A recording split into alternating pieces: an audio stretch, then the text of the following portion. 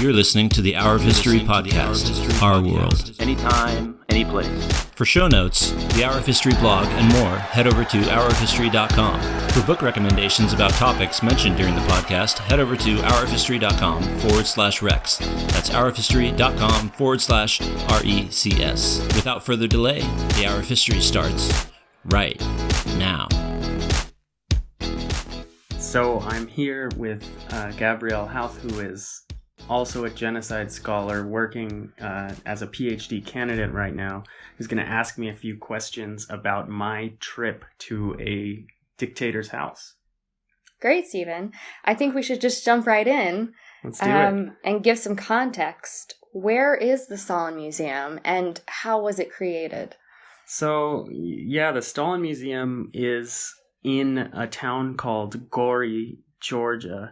And first of all, I just want to apologize on all my Georgian and Russian pronunciation. Like I said, this is not my area, so I'm sure I'll get some feedback about this, but I'm going in anyway. It's in Gori, Georgia, which is a small town of about 50,000 people, relatively big for the Caucasus, but like the Caucasus region, towns aren't so big, but you know, on terms of a world scale, a global scale, it's not very big, about 50,000 people. It's 90 kilometers from the capital of Georgia, Tbilisi, 90 kilometers away from there. So it's relatively isolated. You know, it's in this valley area. It's over almost 2,000 kilometers from Moscow. So we're talking about a fairly isolated region. You're in Eurasia. You know, I've asked people in Georgia, are we in Asia or Europe? And they kind of just chuckle because they know it's sort of this anomaly of history where it's part of Asia, it's part of Europe, and at the same time, it's neither. So this town of Gori, Georgia has a very long history, ancient history. You have Persians, you have Turks, you have Christians, Romans, everything, and everything in between. It's along the Silk Roads, so you have a lot of interactions, cultural diffusion happening all the time, which makes the cuisine fantastic. And in the middle of all of this, you have this sort of small town that has become kind of a tourist destination because of one man. Because of the man we know as the Iron Man, you know, Joseph Stalin. And it's kind of weird. It's a weird little museum. In the center of this small town is what is called Stalin Park.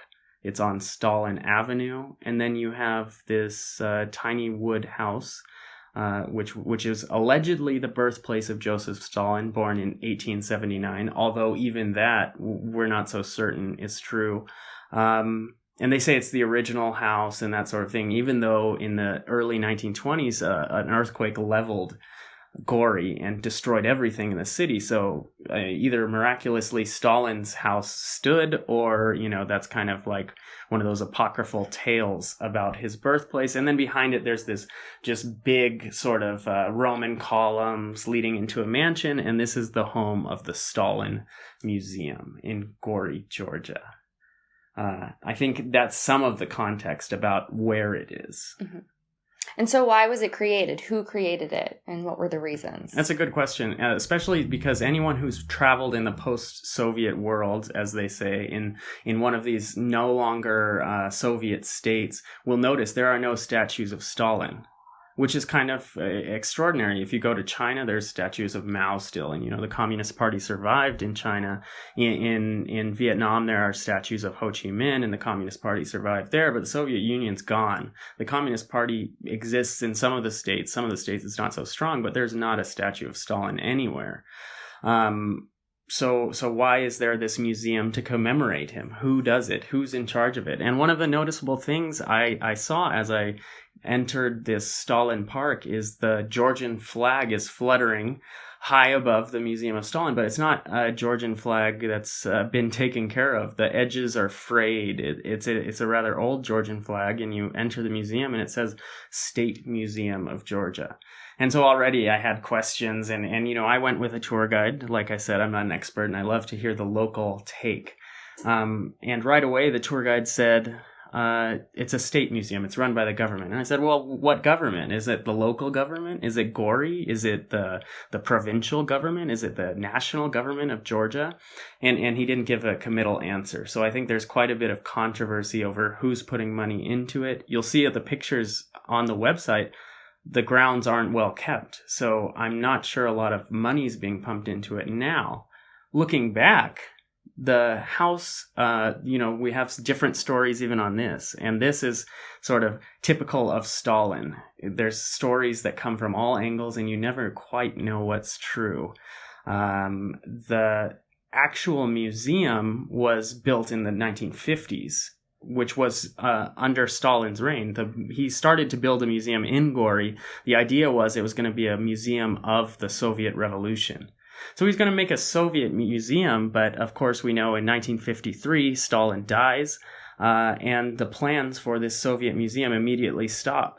There's not going to be a Soviet museum anymore, and the Soviet Union undergoes a different process, so they decide to change. And in a time shortly before the period of de-Stalinization, there was a decision made somewhere along the lines to commemorate Joseph Stalin, to put all his things there. And so there is a statue in Stalin Park, and people started to collect some Stalin memorabilia. Stalin thought he was going to have a mausoleum right by Lenin. That never happened. So this becomes one of the only places where there is Stalin tributes that survive in the Soviet Union. So it's a fascinating kind of genesis story that is not typical of most museums, I would say. Mm-hmm. I'm really interested in the narrative that is presented in the museum. And do you know if this narrative has changed over the years, over the political upheavals that have happened in Georgia and the Soviet Union? Yeah, that's really interesting because the first thing you see is that it costs 15 Georgian lari. Now, that's about $5 US. You might think, oh, that's not too much for a museum. In Georgia, it is. In fact, it's the most expensive museum I've been to in Georgia. And everything else in Gori is cheaper than Tbilisi, the main city, the most important economic and political, social city of Georgia. Gori's rather cheap. So to have this expensive museum, you almost immediately know this is not for Georgians. You don't hear Georgian when you walk in. You see a few people who are presumably local, speaking Russian inside. Signage is in Russian and Georgian, interestingly enough. There's no English signage, really. A few English words, but that's it. So you really start to wonder, well, who is the audience? And there are self-explanatory sort of tapestries on the wall. You see Lenin sort of giving instructions or getting instructions from Stalin, kind of the Stalin cult of personality he had, where it was like, he was really the mover of the revolution. And these are kind of self-explanatory on the wall. The quotes, and one of the first quotes, and this is the reason why it's so important to have a guide in these sort of places, was translated by our Georgian guide. The group's guide was said, it was sort of the Stalin quote that reminded me a lot of Fidel Castro, where history will be my judge. History will absolve me. I may have done a lot of bad things, but let history judge. And for that to set the tone, it makes you think that they're sort of aiming at a skeptical audience. They know people know Stalin is not the hero he made himself out to be, but they say, well, but just wait a second and see what he did. So I kind of think it's for Russians, it's for Persians who are traveling in the area, it's for Turks maybe who are traveling in the area, for Americans certainly, for British.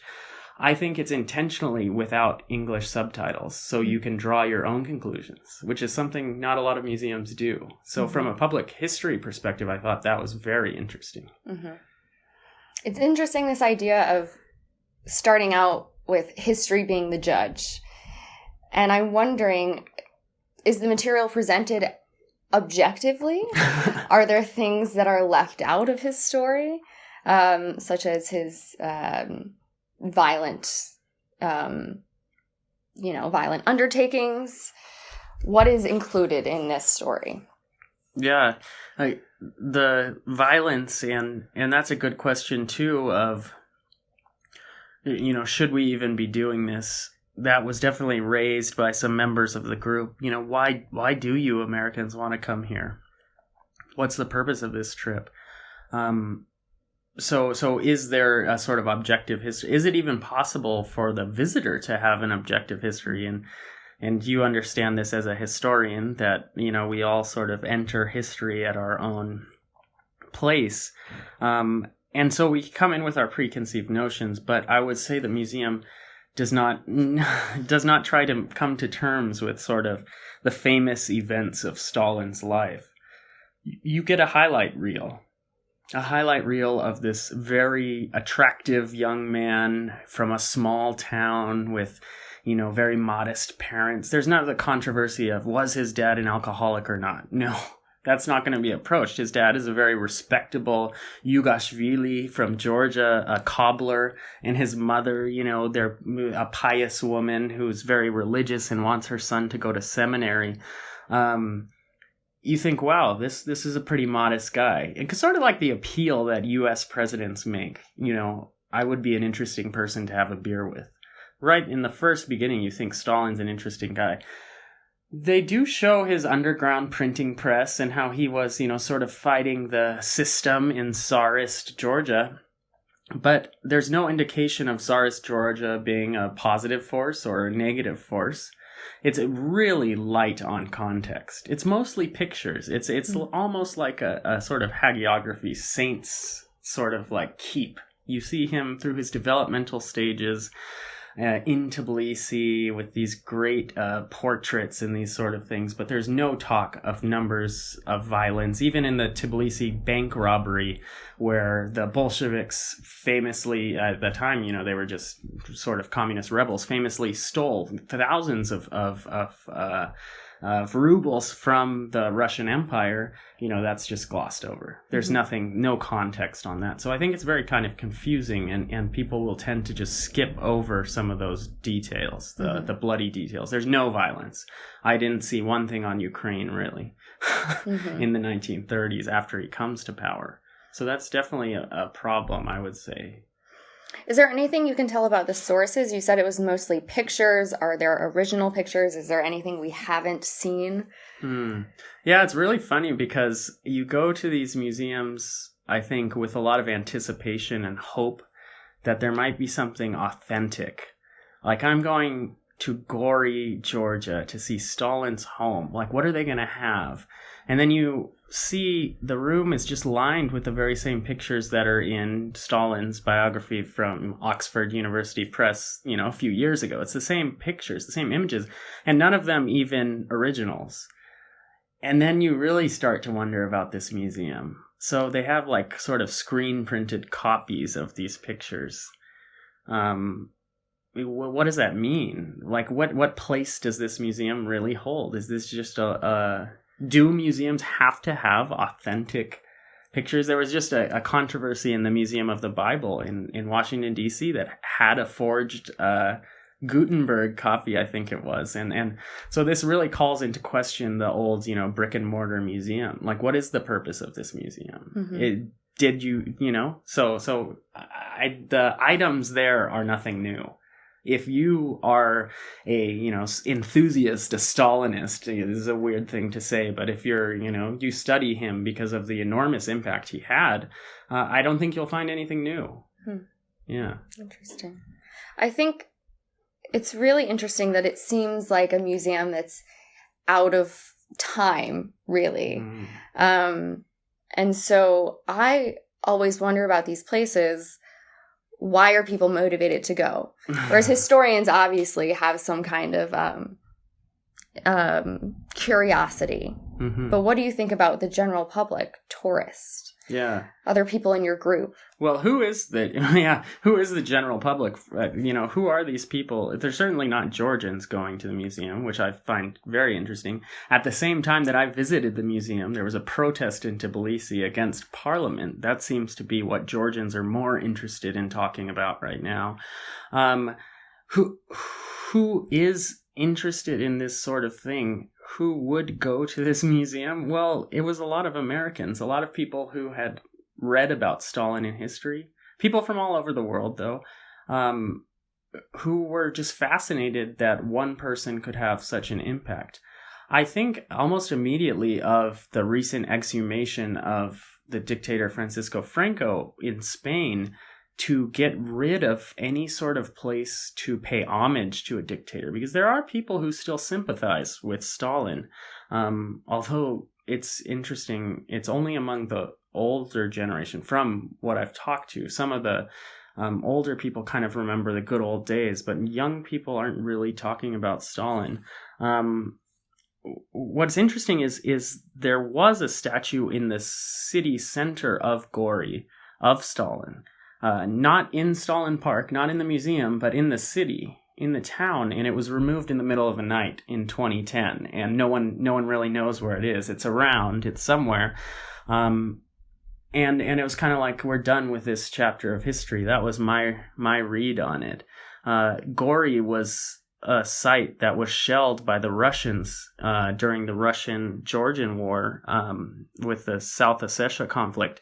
So it seems like there's more pertinent issues for Georgians and Russians to worry about than Stalin's museum. So the museum kind of gets left behind. Like, it's not like a Confederate statue issue in the US, and it remains like this strange place where they can get a little tourist revenue, they being perhaps the local government of Gori or the regional government, but it ends up being only tourists almost that are interested in this sort of thing. I can't think of an analogy really in the United States. It's a strange sort of phenomena. Mm-hmm. And I know in a lot of post-Soviet countries like Georgia, there has been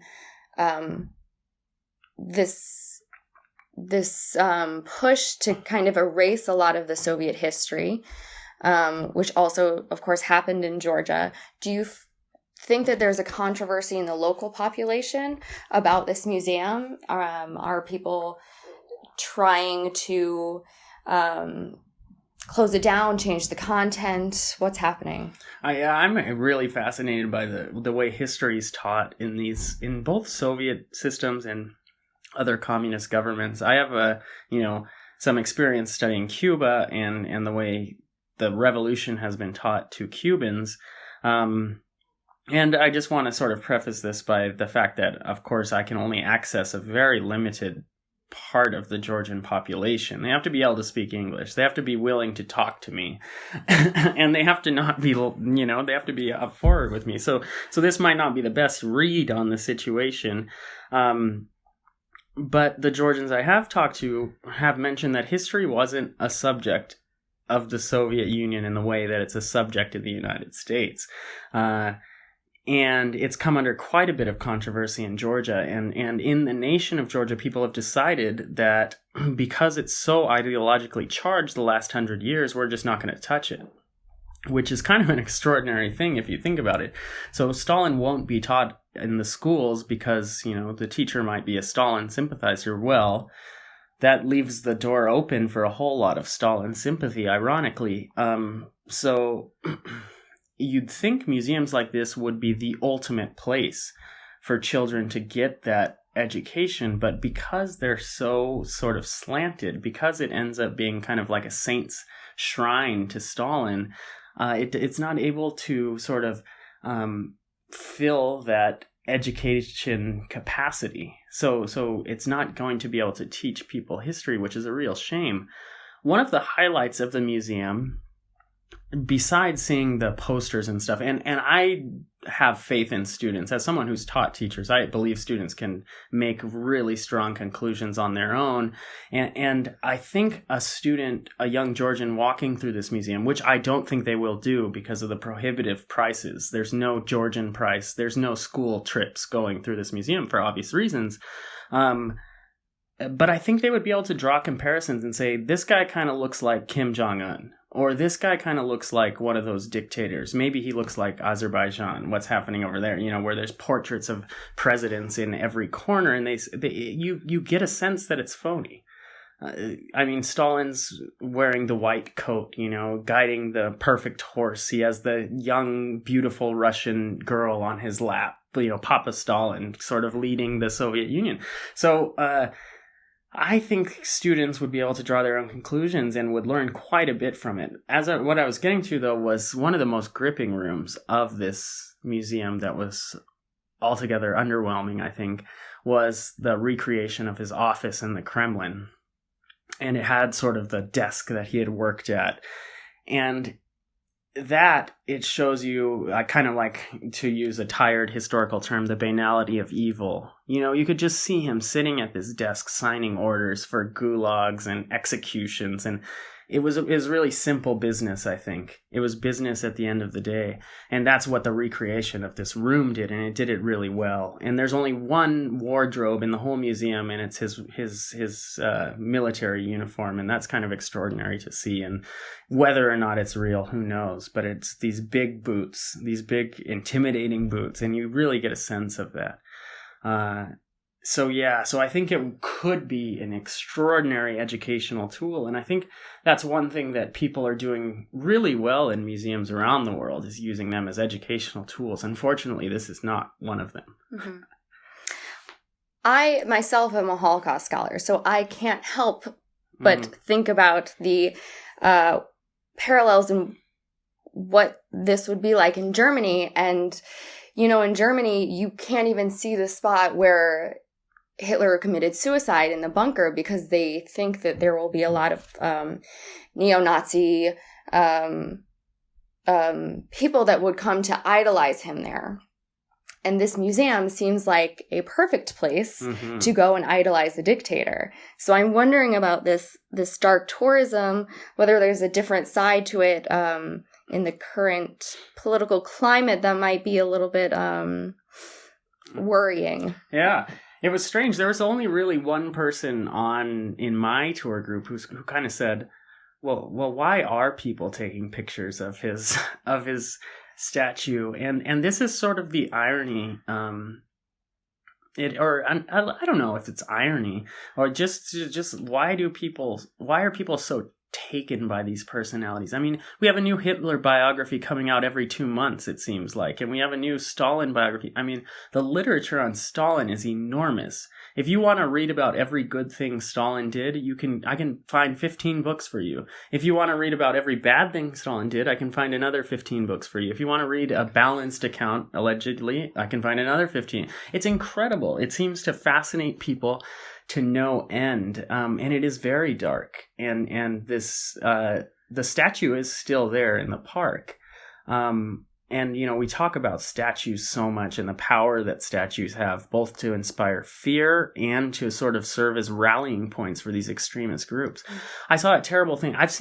Georgians are, by far and away, what I've seen, I've been here for a week, and people are very kind to dogs. They have a whole city program in Tbilisi about stray dogs and treating them kindly, and you can even pay food as a tourist. There's a little machine where you can buy food for the dogs that are around. The dogs are well fed, and at least they're looked after by the community. In Stalin Park, there was a guy tasing a dog, like just a sort of, I had not seen such behavior. Not that it doesn't happen all over the world, but I couldn't help but to think, of course this happens in Stalin Park. There was no there was no peaceful playing in Stalin Park, it seemed.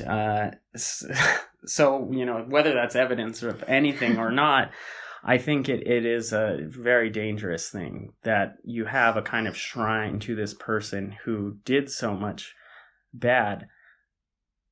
The one thing I will say, though, is that the fact that Stalin hit so hard so many people in the Soviet Union, and that it's such relatively recent memory, is that I think for the time being, we're kind of safe from that. I don't see too many Stalin sympathizers here. And what's weird is that, if anything, it's coming from the West. It's coming from the tourists who are coming from the other side, and you're kind of like, well, that's strange. Why do these people? And then, like you said, the current political moment, it seems to be the rise of the strong man. So maybe people aren't necessarily venerating Stalin per se, and maybe this is why it's turned into disrepute, but they're venerating what Stalin did and how he rose from his simple place in Gori to, one of the most important, powerful men in the world. So yeah, I think it's dangerous. I think it's interesting. I also think that there has to be some sort of official intervention. You mentioned Germany, and the sense I get from Germany, and you can correct me if I'm wrong on this, is that the German government has been actively engaging with its history and with Hitler in order to educate people. The government, there's no such government in Georgia. Georgian government is still finding itself. And you see the extreme wealth gaps. Very mansions by beggars, and I think that's going to create a real problem because they're not engaging with the history. So people like myself who are not experts can kind of engage with it themselves. And I think that's one of the big differences between how we've come to terms with these histories. If you view Stalin as a genocidaire, as you do Hitler, what is different is how they're being portrayed in the current, public sphere and in history.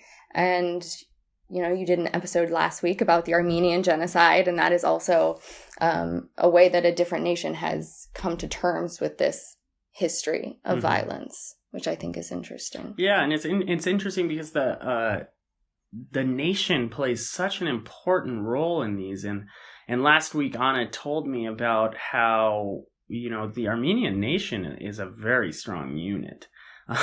And with a very, clear reading of history, which, we can debate about all you want. But Georgia seems, Georgia's had the breakaway regions in the north, Abkhazia and South Ossetia. Again, apologies for my pronunciation.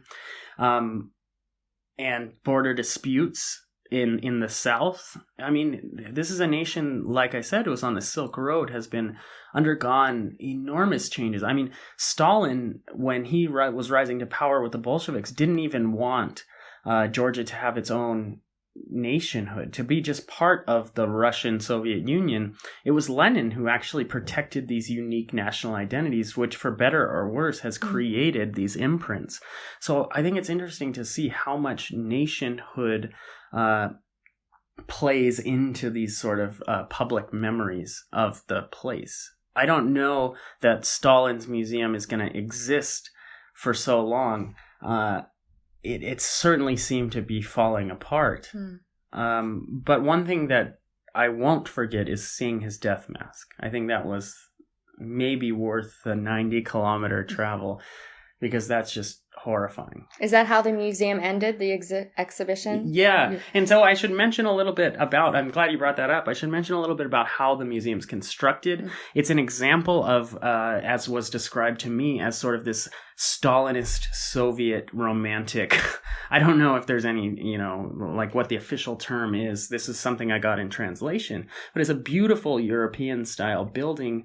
But it's the mix of, this sort of fake facade. The windows are woodcut. They want to give you the illusion of stained glass windows, but it's actually a woodcut with colorful plastic behind it. So it does shine in greens and blues in this grand stateroom, but it's not very authentic, and some slats of plastic are missing. But you go into this well-carpeted room and there's busts and tapestries, mostly tapestries, prints all over. It's only 3 rooms. It's not very big. Really, the building is one of the highlights in itself.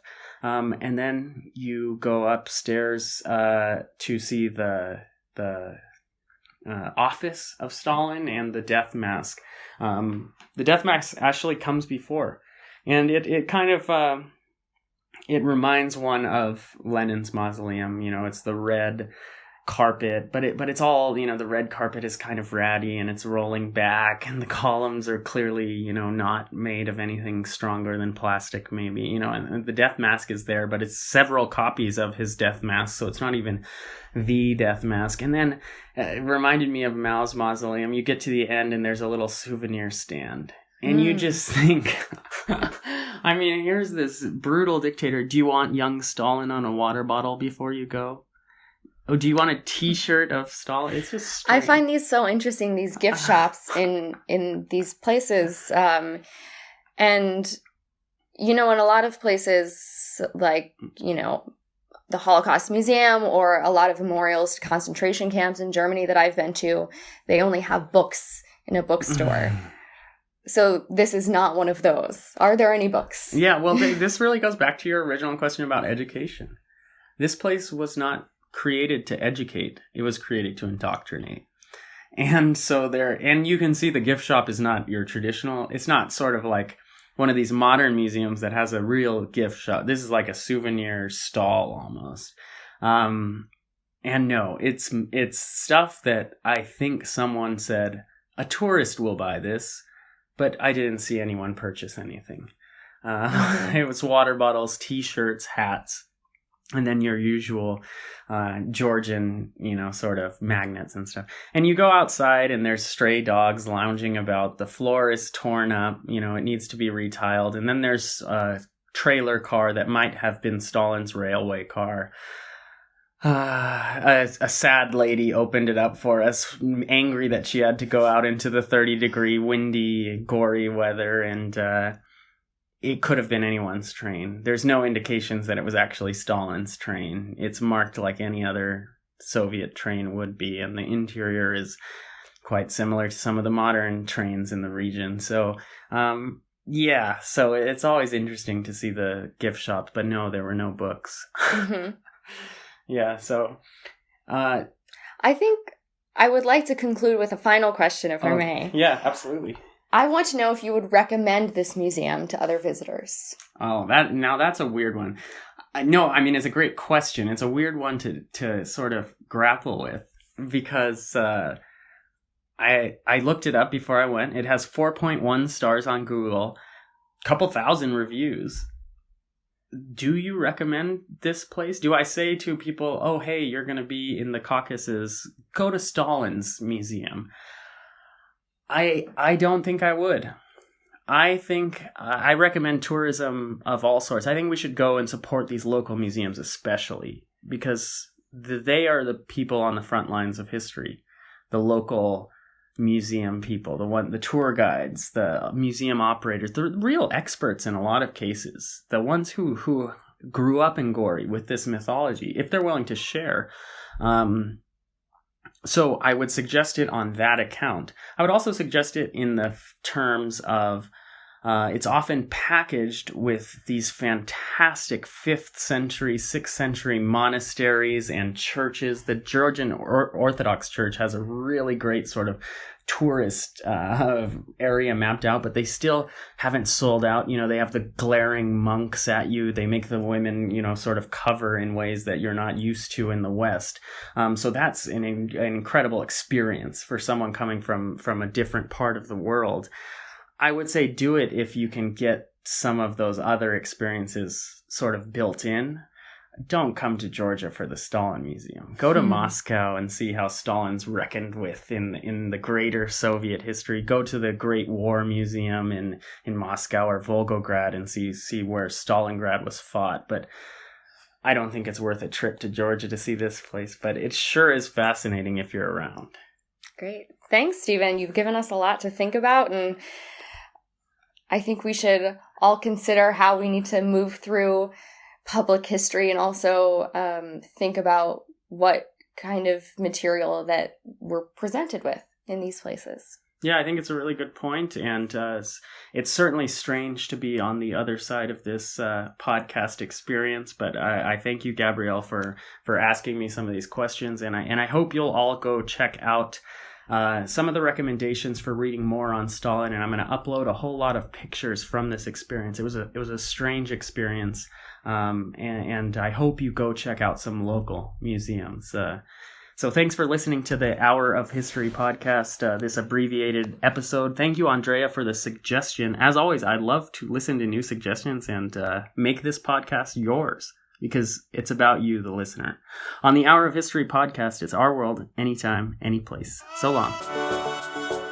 Thanks again for listening. Don't forget to check out our recommendations page at hourofhistory.com/recs. That's hourofhistory.com/RECS. There you'll find links to the books mentioned during the podcast, and if you choose to purchase one, you'll be supporting the podcast in the process.